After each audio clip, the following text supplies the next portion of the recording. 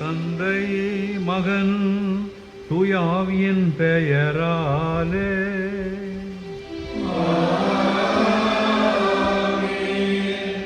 அமைதி உங்கள் அனைவரோடும் இருப்பதாக.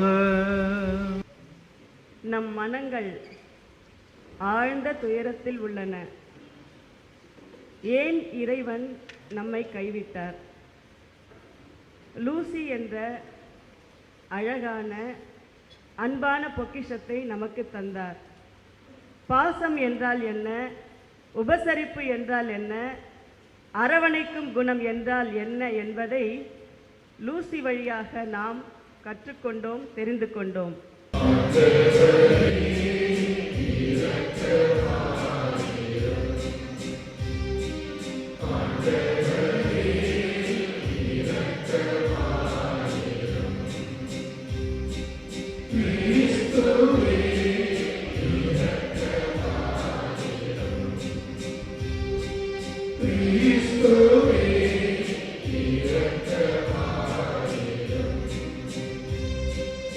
நீதிமான்களின் பிரிவு பெரும் துன்பமாக கருதப்பட்டது. அவர்கள் நம்மை விட்டு பிரிந்து சென்ற பேரழிவாக கருதப்பட்டது. அவர்களோ அமைதியாக இளைப்பாறுகிறார்கள். மனிதர் பார்வையில் அவர்கள் தண்டிக்கப்பட்டாலும் இரவாமையில் அவர்கள் உறுதியான நம்பிக்கை கொண்டுள்ளார்கள்.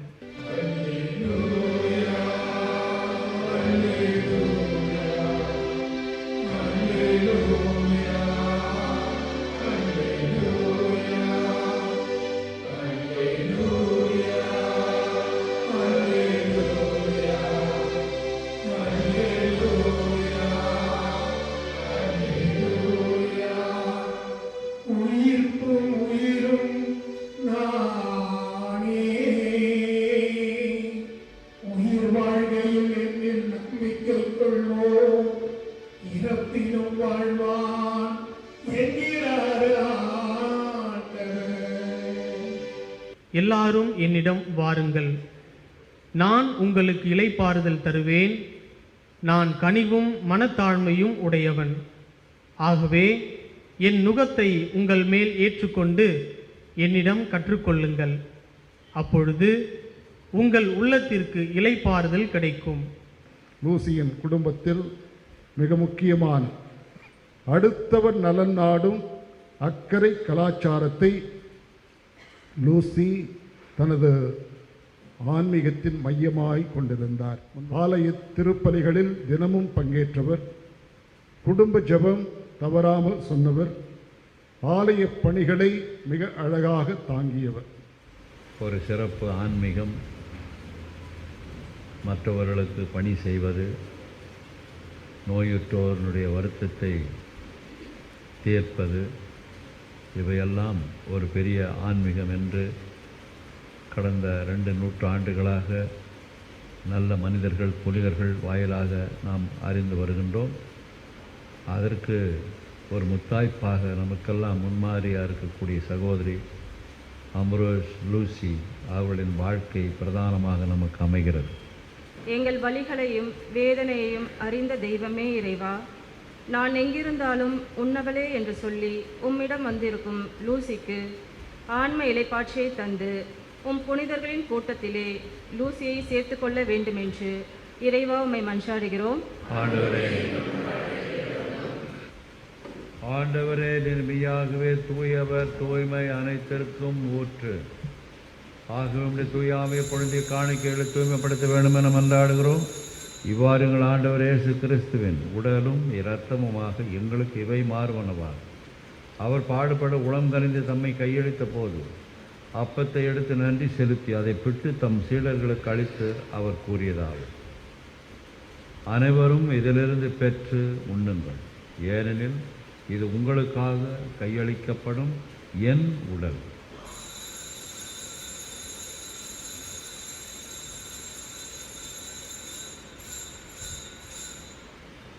அவ்வண்ணமே விருந்தை அருந்திய பின் கிண்ணத்தையும் எடுத்து மீண்டும் உமக்கு நன்றி கூறி தம் சீடர்களுக்கு அளித்து அவர் கூறியதாகும், அனைவரும் இதிலிருந்து பெற்று பருகுங்கள், ஏனெனில் இது புதிய நிலையான உடன்படிக்கை கூறிய என் இரத்தத்தின் கிண்ணம். இது பாவ மன்னிப்புக்கென்று உங்களுக்காகவும் பலருக்காகவும் சிந்தப்படும். இதை என் நினைவாக செய்யுங்கள்.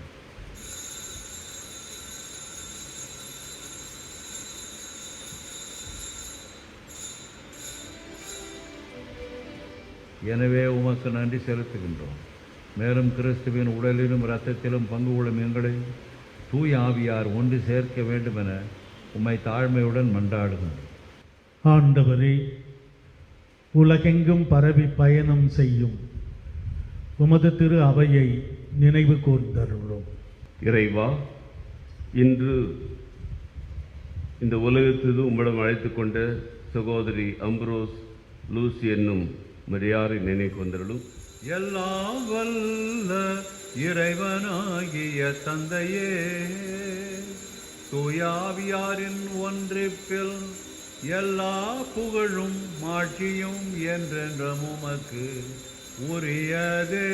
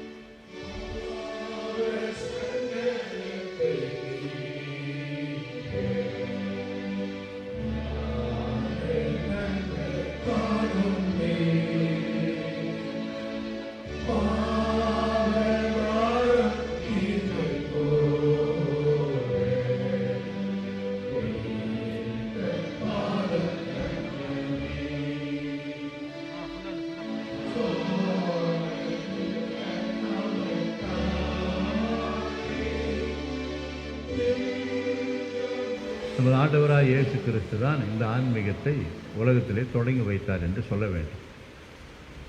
நோயுற்றோருக்கு அவர்களை குணமாக்குதல், மனம் உடைந்து போன்றவர்களுக்கு ஆறுதல் கூறுதல், இதுதான் அவருடைய தனிப்பட்ட ஆன்மீகமாக ஒரு நற்செய்தி அறிவிப்பாக இவாஞ்சலைசேஷன் அப்போ என்னென்னமோ பல வகையில் புரிஞ்சுக்கணும்.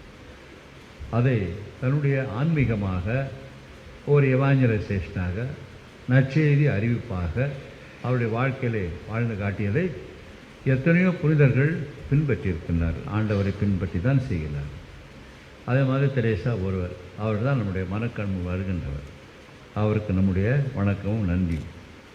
ஆனால் மறைமுகமாக யாருக்கும் தெரியாத மத தெரேசாக்கள் நிறைய பேர் இருக்கின்றனர். அதிலே ஒருவர் தான் நமது சகோதரி அம்ப்ரோஸ் லூசி அவர்கள். சென்னை மேலே உயர் மறைமாவட்ட பேராயர் நேரு ஜார்ஜ் அந்தோணி அவர்களோடு சேர்ந்து இணைந்து ஒப்பு கொடுத்த கூட்டு திருப்பலியில் சகோதரிக்காக காலை ஜபித்தோம். அருள் தந்தை ஒய்எஃப் போஸ்கோ, அருள் தந்தை பாலசாமி மற்றும் சகோதரி கார்மெல் இவர்களுக்கு ஆழ்ந்த அனுதாபத்தையும் இரங்கலையும் ஜபங்களையும் அறிவிக்கும்படி கேட்டுக்கொண்டார். அதனால் ஆயர் பெயரால் அந்த குடும்பத்தார் அனைவருக்கும் இரங்கலையும் வேண்டுதல் தெரிவித்துக் கொள்வோம். அது மட்டும் இல்லாமல் அவருடைய ஒரே மகள் அவளுக்கும் ஆறுதலாக இருக்கும்படி அவர் கேட்டுக்கொண்டார். பேராயர் ஜார்ஜ் அந்தோனிசாமி ஆண்டை அவர்கள் ஏற்கனவே தொலைபேசியின் வழியாக எங்கள் குடும்பத்தாருக்கு ஆறுதல் சொன்னார்கள். அதற்கு நாங்கள் நன்றி கூறுகிறோம். நம்முடைய அன்பிற்கும் பாசத்திற்கும் மரியாதைக்கும் உரிய திருமதி லூசி அவர்கள் நம் அனைவருடைய வணக்கத்திற்கும் உரியவர். ஏனென்றால் தன்னுடைய உறவுகள், தன்னுடைய நட்பு, தன்னுடைய ஊர் மக்கள், தன்னுடைய பங்கு மக்கள் இவர்களிலெல்லாம் அன்பையும் நட்பையும் பாசத்தையும் மன்னிப்பையும் பகிர்வையும் சகோதர உணர்வையும் அழகாய் ஏற்றி வைத்திருக்கிறார். இந்த வணக்கத்துக்குரியவருக்கு இப்பொழுது அழகான விழா எடுக்கப்பட்டு கொண்டு வருகிறது. இதை நன்மரண திருவிழா என்றும் கூட அழைக்கலாம். கள்ளங்கவலற்ற, எப்பொழுதும் மகிழ்ச்சியோடு எல்லோரையும் அரவணைக்கக்கூடிய ஒரு அருமையான ஒரு சகோதரியாக நான் பார்த்திருக்கின்றேன். ஆதலால் தான் இந்த சிறிய வயதில் நம்மை விட்டு பிரிந்திருக்கும் போது நமக்கெல்லாம் மிக ஆழ்ந்த வருத்தத்தை கொடுக்கின்றது. பிறந்த நாளை விட இறந்த நாளே சிறந்தது என்று சொல்கின்றார். அம்ப்ரோஸ் லூசி ஆண்டவர் அவரை அழைத்திருக்கின்றார். அந்த அழைப்புக்கு இணங்கி அவரை அனுப்பி வைப்பதுதான் ஆண்டவருடைய விருப்பமும் ஆண்டவருடைய திட்டமாக இருப்பதை பார்க்கின்றோம்.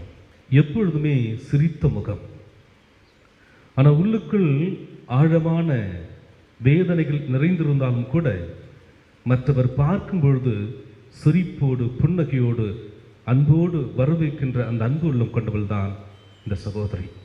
மாலை திருப்பலிகளை தவறாமல் வந்து கலந்து கொள்வார்கள். வந்து கலந்து கொண்டு வேண்டுவதும் ஜெபிப்பதுமாக இருக்கக்கூடிய இந்த சகோதரி இன்று இல்லாமல் இருப்பது எங்கள் பங்கு மக்களுக்கு மிக வேதனையாக தான் இருக்கின்றது. நிச்சயமாக அவர் வருத்தத்தோடு இருப்பார் என்று நினைக்கின்றேன். என்னுடைய தாயையும் என் மகனையும் விட்டு வந்து விட்டேனே, இருவரையும் நான் கரை சேர்த்திருக்கலாம், இருவருக்கும் நான் உதவியாக இருந்த அந்த நிலையை விட்டுவிட்டேனே என்ற வருத்தம் இருக்கலாம். ஆனால் ஆண்டவர் துணை இருப்பார் என்ற செய்தியை அவருக்கு நான் சொல்லிக்கொள்ள ஆசைப்படுகின்றேன். சென்னை மேலே மறைமாவட்டத்தில் வந்திருக்கிற அனைத்து குருக்களுக்கும் நன்றி கூறுகின்றோம்.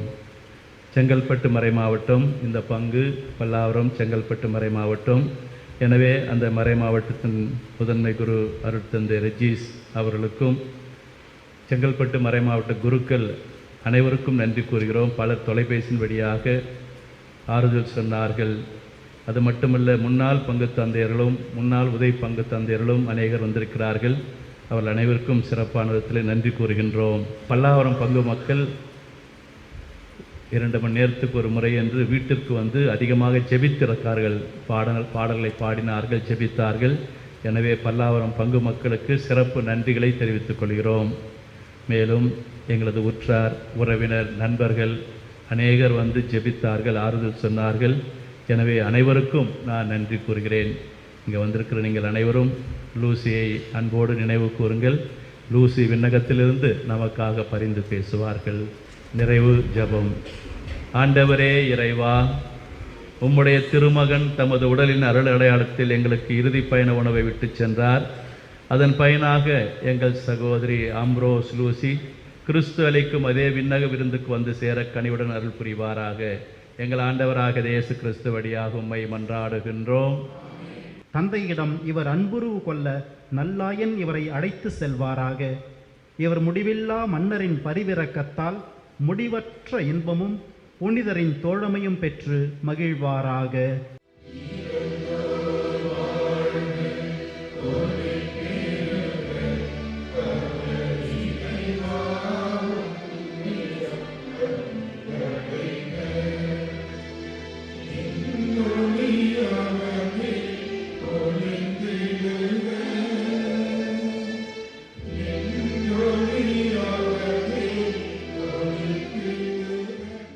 கிறிஸ்துவுக்குள் இறந்த அனைவரோடும் இவரும் இறுதி நாளில் உயிர்த்தெழுவார் என்ற உறுதியான நம்பிக்கையுடன் இரக்க மிகுந்த தந்தையே, உம்முடைய கரங்களில் என் சகோதரியின் ஆன்மாவை ஒப்புக் கொடுக்கின்றோம். எங்கள் ஆண்டவராகிய கிறிஸ்து வழியாக உம்மை மன்றாடுகின்றோம். எல்லாம் வல்ல இறைவன் தந்தை மகன் தூய ஆவி இருப்பாராக.